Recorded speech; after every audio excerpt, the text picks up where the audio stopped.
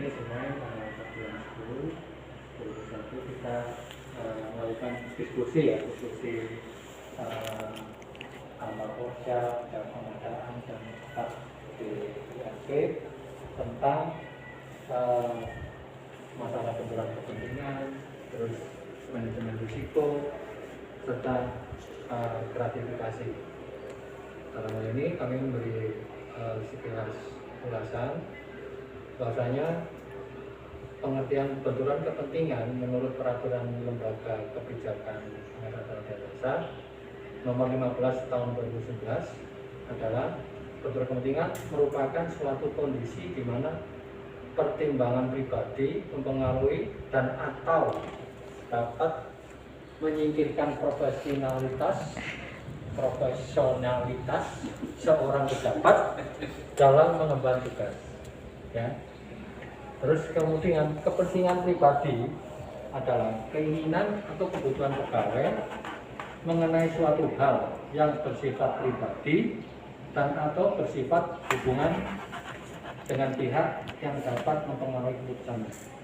Nah, di sini mari nanti kita bahas kira-kira kemungkinan yang terjadi di unit layanan pengadaan di RSD Bawaslu ini, kira-kira apa benturan kepentingan yang ada di sini?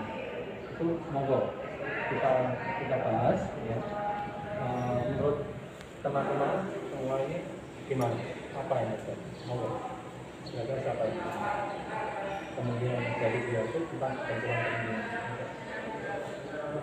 Mungkin memenangkan suatu tender atau pengadaan dan memihak ke salah satu penyedia tanpa menilai secara objektif sesuai dengan kriteria yang sudah ditentukan untuk kepentingan tertentu. Mungkin itu ya. Ya. Kira-kira gimana teman-teman yang lainnya? Kalau saya sih menambahkan, kalau mungkin kita menerima hadiah dari kita memutuskan karena kita sebagai OLP, karena jabatan kita mungkin sebagai pejabat pengadaan menerima sesuatu, bisa jadi diberikan sesuatu oleh Salah satu. dia,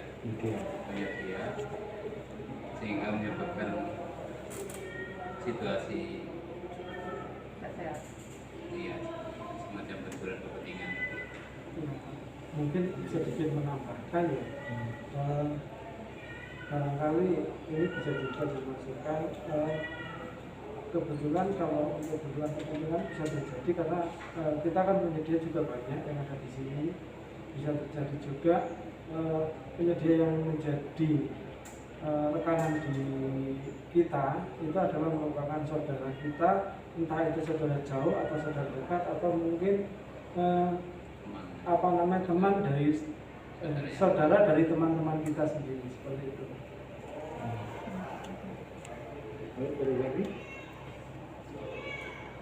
Oh iya, salah satunya juga menjadi perlindungan selain dari teman-teman sendiri, misalnya gambaran juga bisa jadi kan ada ya dari kita menerima tekanan dari seseorang yang jabatan penting kan kita juga nggak tahu. Oke, bisa saya simpulkan ya dari teman-teman tadi, bahwasanya kamu benar apa yang disampaikan tadi, bahwasanya salah satu anggota Pokja atau keseluruhan Pokja itu menggiring kepada keputusan yang sebetulnya itu tidak menjadi pemenang, katakan gitu ya. Ini ada salah satu Pokja yang bisa mempengaruhi kita, ya.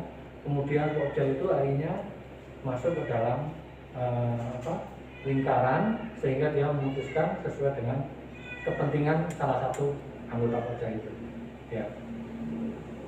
Dampak dari itu, ya, yang disampaikan oleh Mas Wili tadi, mungkin salah satu Pokja dan sebagainya atau teman dekat ini juga akan apa ewo pakewo, sehingga untuk memutuskan yang semestinya dia itu nggak layak akhirnya menjadi layak.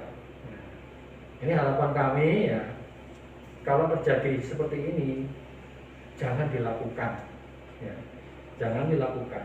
Kalau sampai ada yang mengetahui ya, tolong laporkan kepada kepala IRP atau kepala KBPJ.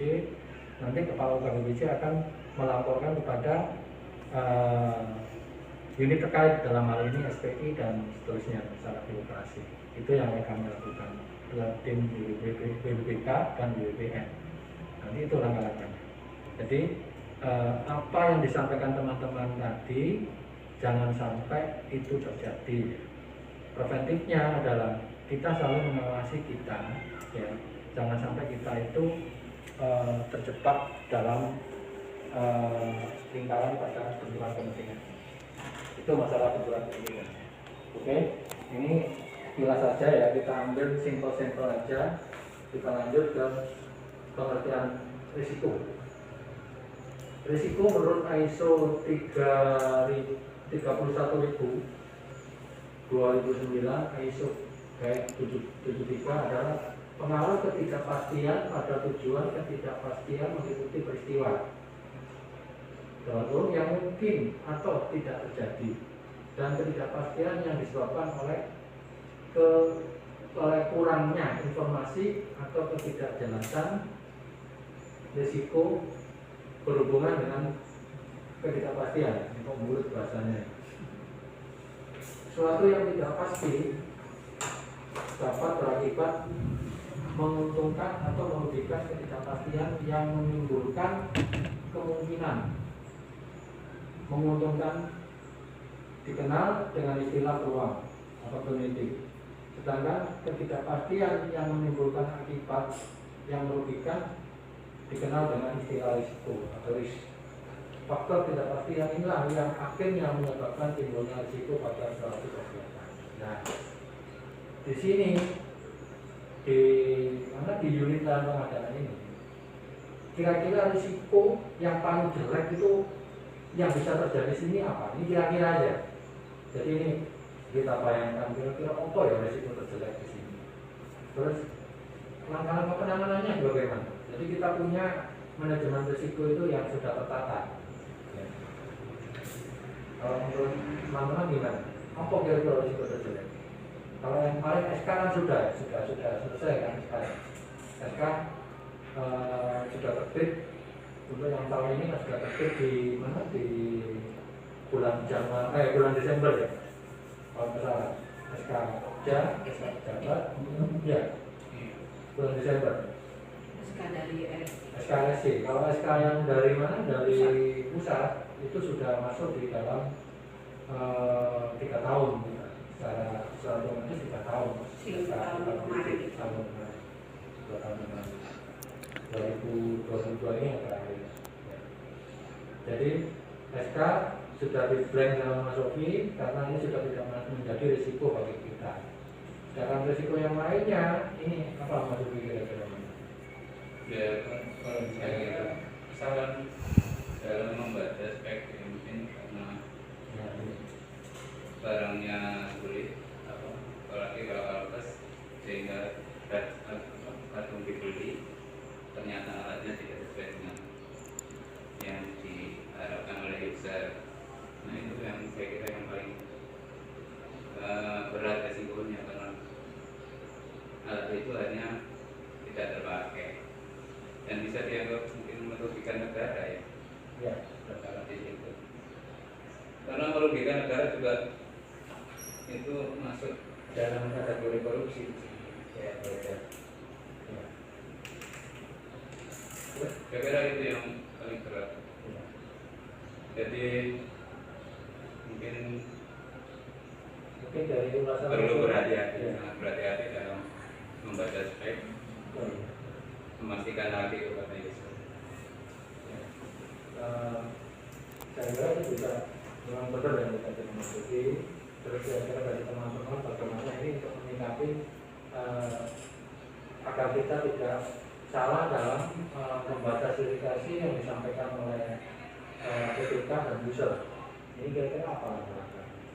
Ini disebut penanganan cara penanganan risiko tadi itu ya, seperti Mungkin sebelum tayang kita diskusikan lagi tentang seakan-akan dilanjutkan atau dilakukan pengajarannya.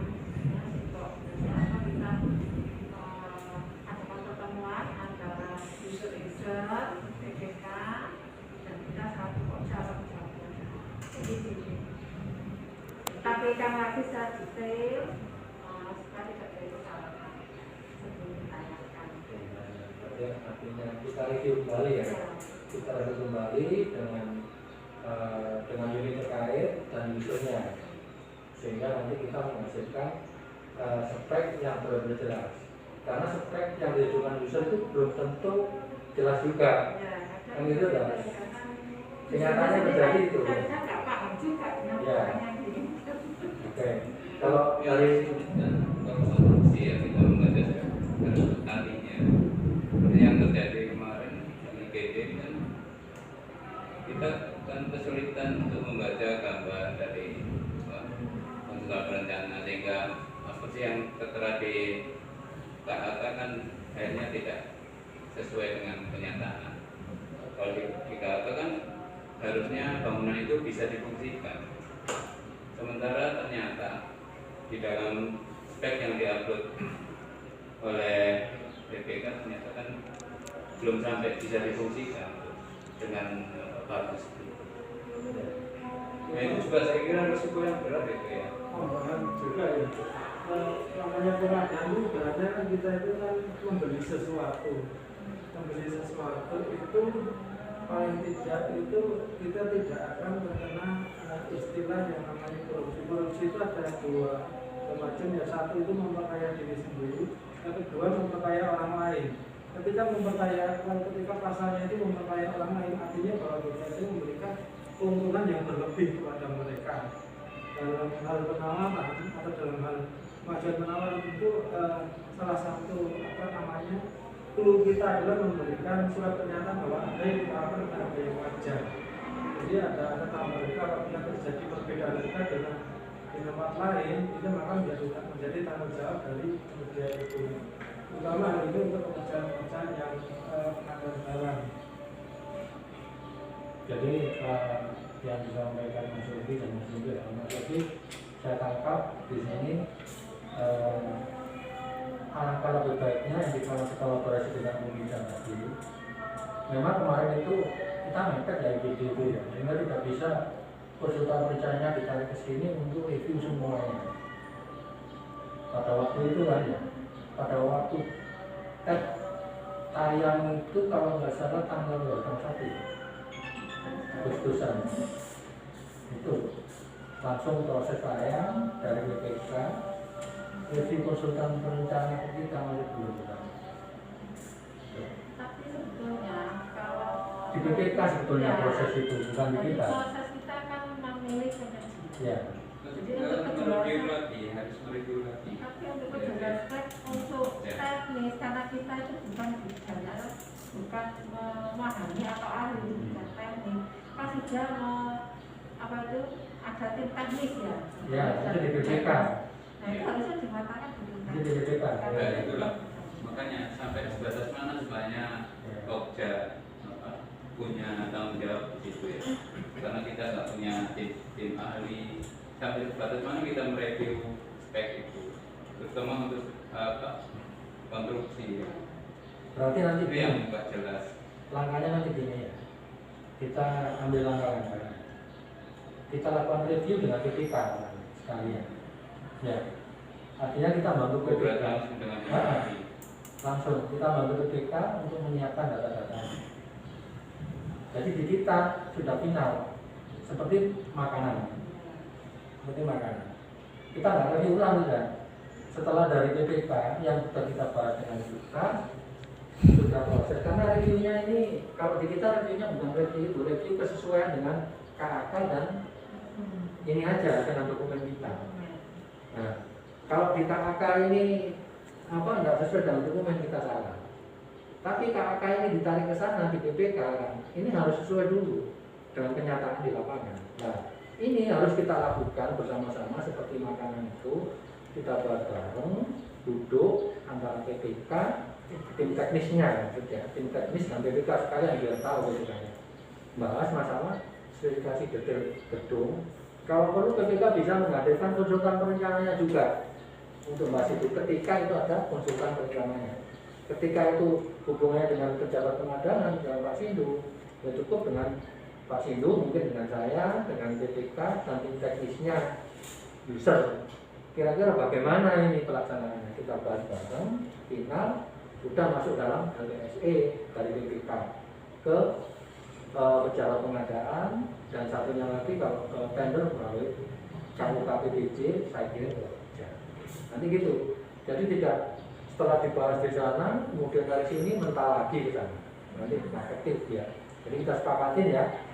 Nanti kita, Mbak Yola nanti diberitahukan juga ke Pak Uni, Mbak Yola ya, yang sebagai videografer ya, diberitahu kalau nanti bahwasanya setiap pekerjaan yang spesifiknya itu tinggi, ya, aplikasinya tinggi, ya, dan teknisnya tinggi, itu harus kita bahas bersama dengan ULP, dengan Moja atau dengan pejabat pengadaan, sehingga nanti masuk ke LPSE itu sudah final, ya, sudah final, langsung jalan ke mana, ke pejabat pengadaan atau ke UKPPJ dan Moja, sehingga Moja nariknya dari KAK-nya, dari spek teknisnya itu langsung dan sesuai semuanya.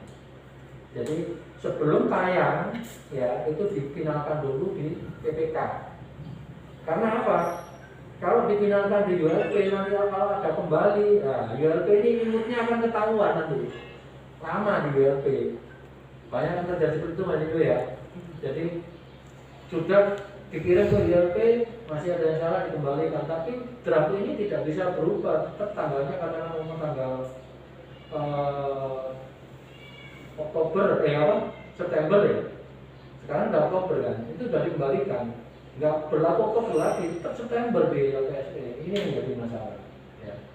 Jadi ini nanti sebaiknya difinalkan di PPK dulu, nanti dibantu oleh ULP, kita bahas. Ini seperti itu ya, sepakat ya semuanya. Oke, ini manajemen awal risiko tadi. Memang spek teknis ini kalau kita keliru fatal, fatal. Bisa menyebabkan kerugian negara. Ya, kalau menyebabkan kerugian negara kita dapat teguran. Ya, teguran dasar, tulis itu yang terjadi. Ya, mungkin itu yang perlu saya sampaikan. Mungkin dari teman-teman ada yang ingin tegaskan lagi di sini? Sudah, untuk risiko sudah ya, jelas ya. Sekarang ini masalah gratifikasi. Gratifikasi itu pengertiannya adalah pemberian dalam arti luas, meliputi pemberian uang, barang, kabar, komisi, pinjaman tanpa bunga, tiket perjalanan, fasilitas penginapan, perjalanan wisata, pengobatan, cuma-cuma, dan fasilitas lainnya yang diterima baik di dalam negeri maupun di luar negeri, dan yang dilakukan dengan menggunakan sarana elektronik atau tanpa sarana elektronik. Ini menurut ketentuan dalam Peraturan Lembaga Pengadaan Barang dan Jasa Nomor 1 Tahun 2020 tentang pedoman pelaporan gratifikasi di Lembaga Kebijakan Pengadaan Barang dan Jasa Pemerintah. Itu untuk gratifikasi. Kira-kira contoh gratifikasi yang termasuk suap itu apa? Gratifikasi yang termasuk suap. Pengertian di sini itu apa? Di sini ada berarti ada marketing fee, ada cashback, ada sponsorship yang terkait dengan pemasaran atau penelitian suatu produk. Ada juga. Biasanya juga Ada cashback gitu. ini Artinya kan menerima ya. keuntungan. Cuma yang sebenarnya kalau masalah gratifikasi atau itu kita tuh kembalikan kepada diri kita. Apakah ketika kita tidak menjabat sebagai orang di ULP atau di pengadilan, mereka itu akan tetap memberikan ke kita atau enggak? Ketika mereka tidak memberikan ke kita, berarti itu bisa kita anggap sebagai gratifikasi. karena ada kepentingannya mereka memberi ke kita. Misalkan kita sudah tidak di ULP, ternyata mereka nggak memberi.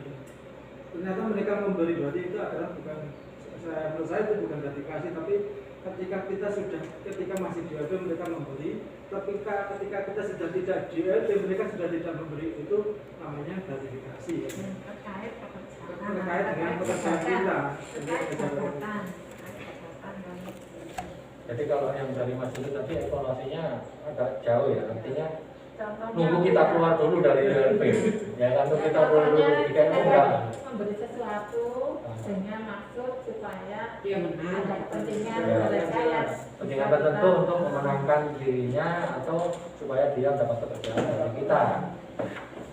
ada tujuan tertentu di balik. Oke, itu pengertian dari gratifikasi diantaranya itu ya.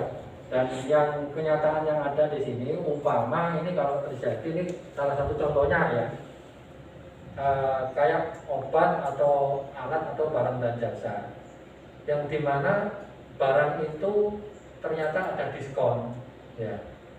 Diskon itu kalau tidak dimasukkan di dalam faktur, hanya untuk kepentingan sendiri, itu namanya gratis.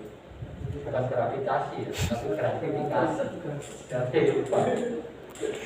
Gratifikasi ya, terjadi gratifikasi. Maka kalau terjadi itu baik di mana, di Pokja maupun di pejabat pengadaan, itu harus dimasukkan dalam faktur, sehingga nilai faktur itu nanti dikurangi diskon tadi, dan nilai kwitansi adalah nilai setelah dipotong diskon.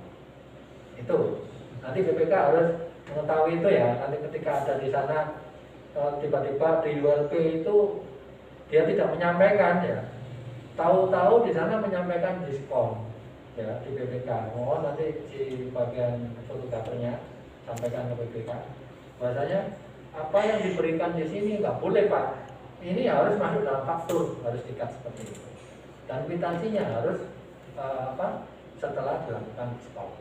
Itu pengertian gratifikasi yang termasuk dalam hal ini adalah suap ya. Sekarang kalau dilaporkan enggak masuk? itu harus dilaporkan, tetap harus dilaporkan. Kalau yang misalnya ada potongan ya, terus kemudian Tapi kadang kejadiannya kan nggak memberitahu ke pejabat pengadaan atau ke Berarti hati-hati di setor gitu. iya, kalau sudah terlanjur ya kwitansinya bisa ditarik itu apa.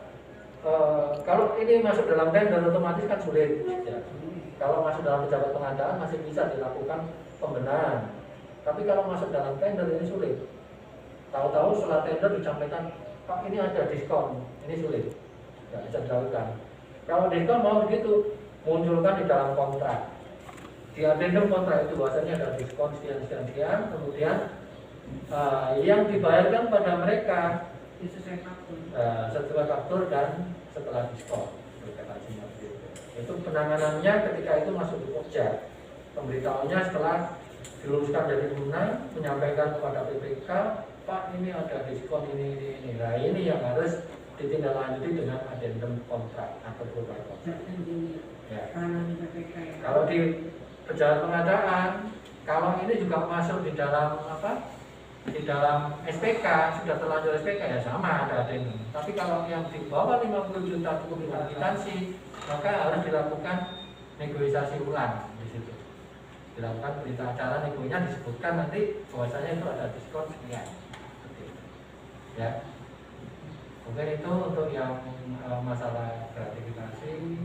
Terus kemudian tadi benturan kepentingan sudah, terus manajemen risiko juga sudah. Sekarang tinggal pelayanan prima yang diterapkan di kita itu yang mana yang saat ini kita lakukan.